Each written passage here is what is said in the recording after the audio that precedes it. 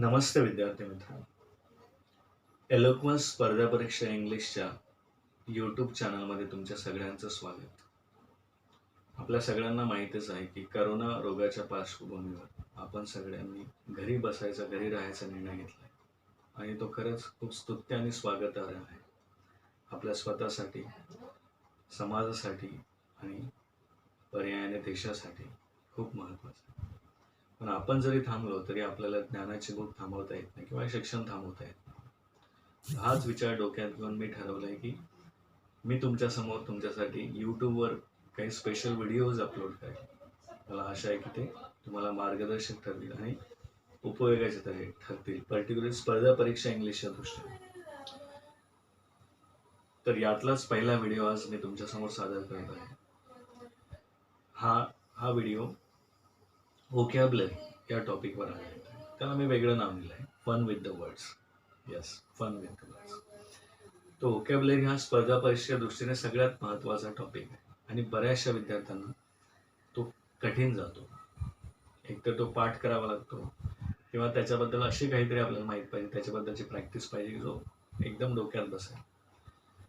पण माझ्या मते जर व्होकॅब्युलरीचा चांगला अभ्यास ठेवायचा असेल तर रूट वर्ड्स शिवाय पर्याय नाही. आणि बरेचसे इंग्लिशमधले वर्ड्स आपण रूट वर्ड्सचं ज्ञान घेऊन नेहमीसाठी लक्षात ठेवू शकतो. हे रूट वर्ड्स काय आहेत? जशी मराठी भाषा ही संस्कृत भाषेतनं जन्माला आली आहे किंवा हिंदी भाषा ही संस्कृतमधनं जन्माला आली, तशीच इंग्लिश भाषा ही लॅटिन भाषेमधनं जन्माला आली. तर इंग्लिशचे बरेचसे शब्द हे लॅटिन रूटपासून बनलेले आहेत, ज्याला मराठीत धातू म्हणतो आपण. तसंच इंग्लिशमधले रूट शब्द लॅटिनमधले रूट शब्दापासून इंग्लिश शब्द बनलेले. तर असे रूट शब्द एकतर प्रिफिक्सचं काम करतात किंवा सफिक्सचं काम करतात. प्रिफिक्स म्हणजे असे शब्द जे कुठल्या शब्दाच्या आधी लावले जातात आणि सफिक्स म्हणजे असे शब्द जे शब्दाच्या शेवटी लावले जातात. असे कुठले रूट्स वर्ड्स आहेत ते आपण आता बघूया. तर सगळ्यात पहिला रूट वर्ड ज्याच्याबद्दल आपण डिस्कस करणार तो आहे वर्ट, VERT. वर्ट हा शब्द सफिक्स म्हणून वापरला जातो आणि त्याचा अर्थ होतो दिशा. त्या रूट वर्डचा अर्थ होतो दिशा. तर वर्ट या रूट वर्डपासून कुठले शब्द बनलेले ते आपण बघूया. वर्ट म्हणजे दिशा. तर पहिला शब्द आहे इंट्रोवर्ट. वर्डपासून बनलेला पहिला शब्द आहे इंट्रोवर्ट. यातला इंट्रो हा सुद्धा रूट वर्ड आहे. इंट्रोचा अर्थ होतो आतमध्ये. सो इंट्रोवर्ट हा शब्द जो तयार झाला याचा अर्थ होतो अंतर्मुखी पर्सन, जो स्वतःच्या सोबत ज्याला राहायला आवडतं, ज्याला एकटं राहायला जास्त आवडतं. म्हणजे बाकी लोकांना बाहेर राहायच्या तुलनेमध्ये, गर्दीत राहण्याच्या तुलनेमध्ये ज्याला स्वतःसोबत राहायला आवडतं, एकटं राहायला आवडतं.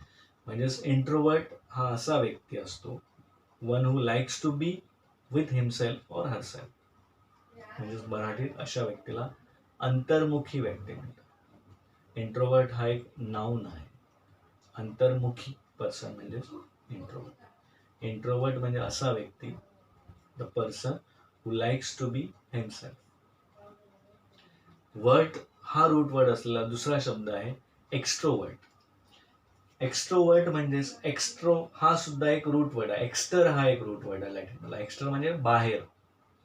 तो एक्स्ट्रोवर्ट म्हणजे असा व्यक्ती जो बाहेरच्या दिशेने ज्याचं व्यक्तिमत्व आहे.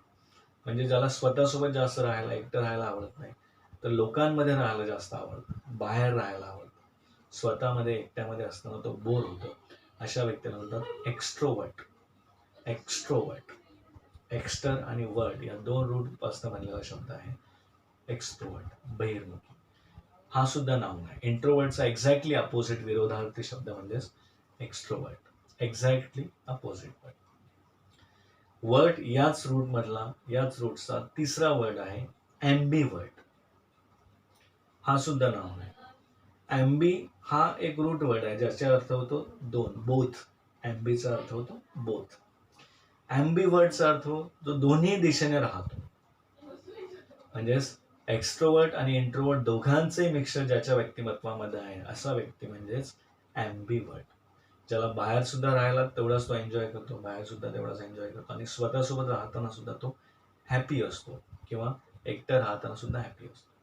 तर ॲम्बिवर्टचा अर्थ होतो person who likes to be with himself as well as with the company of the people. एक्स्ट्रोवर्टचा अर्थ होतो the person who likes to be with the people.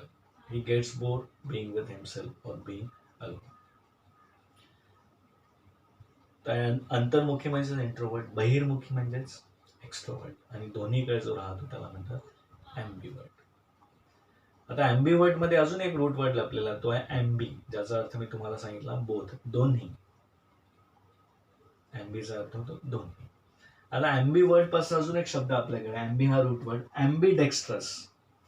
ॲम्बी हा रूट वर्ड पासून बनलेला ॲम्बिडेक्स्ट्रस. यामध्ये अजून एक शब्द आहे डेक्स्ट्रस. डेक्स्टर म्हणजे कौशल्य. ॲम्बिडेक्स्टरस हा ॲडजेक्टिव्ह आहे. Ambidextrous is a person who can work skilfully with both the hands.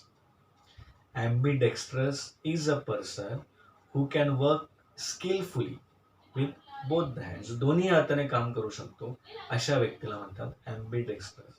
आपल्या आजूबाजूला असे लोक असतात, काही क्रिकेटर असतात जे राईट हँडेड सुद्धा चांगले खेळू शकतात, लेफ्ट हँडेड सुद्धा चांगले खेळू शकतात.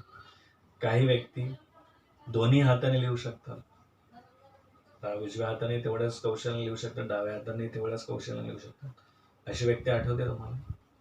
एक्झॅक्टली 3 इडियट्स मूवी मधला वीरू सहस्त्रबुद्धे. तो दोन्ही हाताने लिहू शकायचा, virus. So Viru Sahasrabuddhe is an ambidextrous person because he can write with both the hands equally or skillfully.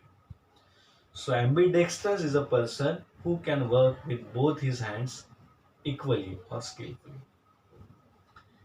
तर ॲम्बी या रूट वर्ड पासून अजून एक शब्द आपल्या पुढे आहे, तो आहे ॲम्बिग्युअस. Pronunciation is ॲम्बिग्युअस. ॲम्बीचा अर्थ होतो ambiguous is a thing which can have more than one meaning. Ambiguous म्हणजे अशी गोष्ट ज्याला एकापेक्षा जास्त मिनिंग असू शकतात, म्हणजेच संदिग्ध गोष्ट ज्याचा मिनिंग क्लिअर नाही. Or a thing which doesn't have a clear meaning is called as ambiguous. आता ॲम्बिग्युअस का असू शकतो? एखाद्या व्यक्तीचं भाषण किंवा नेत्याचं भाषण त्यांनी स्पष्ट काही सांगितलेलं नाही, हिज स्पीच वॉज ॲम्बिग्युअस. किंवा एखाद्या व्यक्तीचं वागणूक, बिहेवियर ॲम्बिग्युअस असू शकतो. His behaviour is ambiguous. Ambiguous हा ॲडजेक्टिव्ह आहे. ॲम्बिडेक्स्ट्रस हा सुद्धा ॲडजेक्टिव्ह आहे. ॲम्बिग्युअस म्हणजे अशी गोष्ट ज्याला एकापेक्षा जास्त मिनिंग असू शकतात. तर हे झालं 2 रूट वर्ड बद्दल, वर्ड आणि ॲम्बी. मला खात्री आहे की हा व्हिडिओ तुम्हाला नक्कीच उपयोगी ठरेल आणि मार्गदर्शक ठरेल.